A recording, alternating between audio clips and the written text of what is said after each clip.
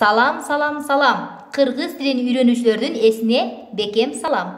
Анда балдар, үй бүлө, Семья, family. Ой азаматтар, кыз, Дочь, daughter. уул, Сын, son. чоң эне, Бабушка, grandmother. ой баракелде, апа, Мама, mother. эже сиңди, Сестра, sister.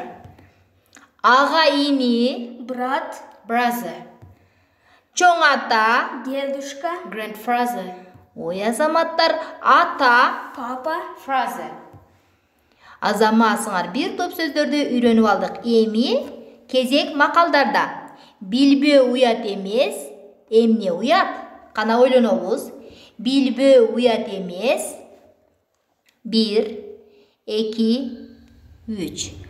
Үйрөнбөө уят экени. Азаматсыңар бир топ макал үйрөндүңөр. Сабагы жакса, лайк баскыла, подписка болгула. Мен кыргыз тилин үйрөнүү боюнча сабактарымды ушул социалдык баракчаларга жүктөп койдум.